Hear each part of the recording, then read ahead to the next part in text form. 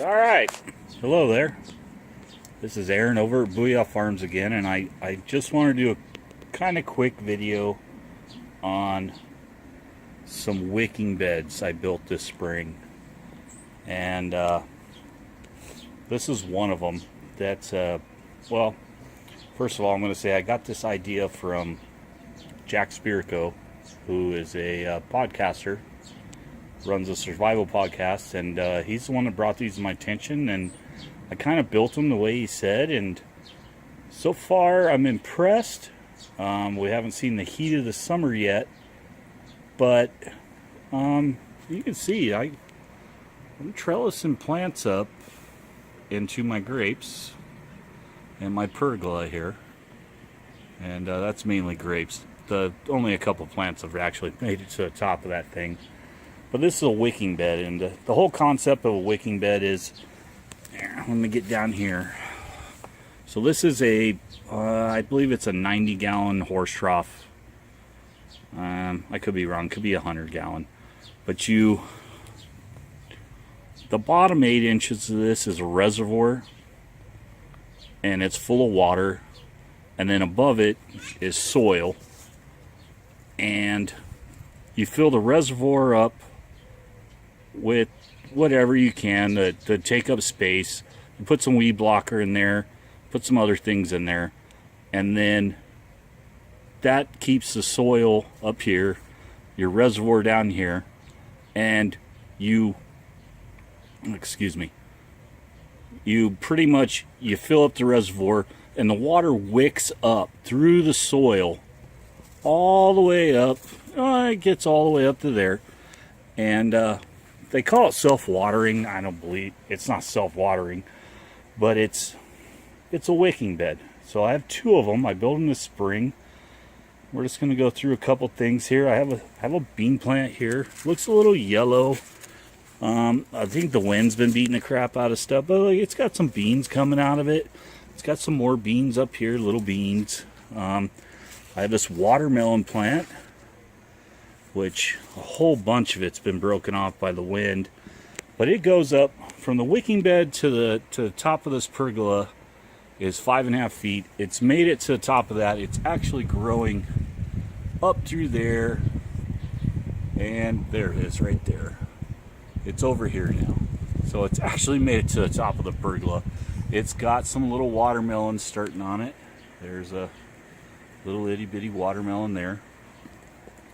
I also planted cucumbers and blueberries in here. My initial hope for this was I was going to grow blueberries. The blueberries are still in there. They don't look too good. The soil mix I made was really acidic. I was hoping that would help the blueberries, and they're just kind of blah. So, but you can see I've pulled wires down, and I'm trying to train this thing up. And let me see what I got over here. Oh, these are more beans. We got more beans in here. So I'm going to go through and pick some beans. I got cucumbers. Let's see. There's a big cucumber.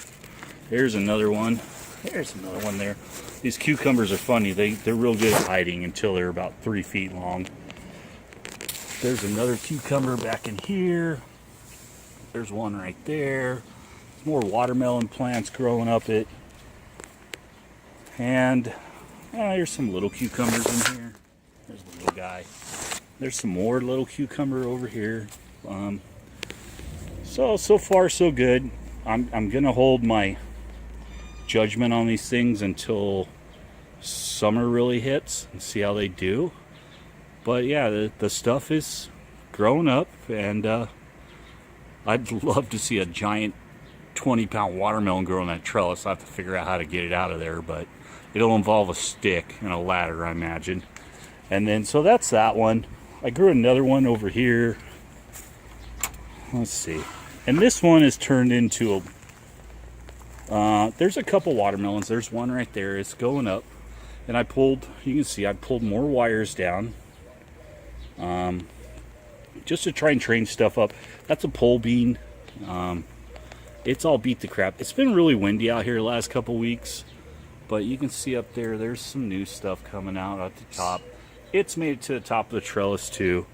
This is more cucumbers, beans. There's blueberries in here, but I'm not holding my breath. It looks pretty good. That right there is where you fill it at. You can fill them right from the top, and the water wicks right up. Here's some little cucumbers. This thing is actually gone. Made it to my garden fence, and it's actually growing up and around the garden fence, which is cool.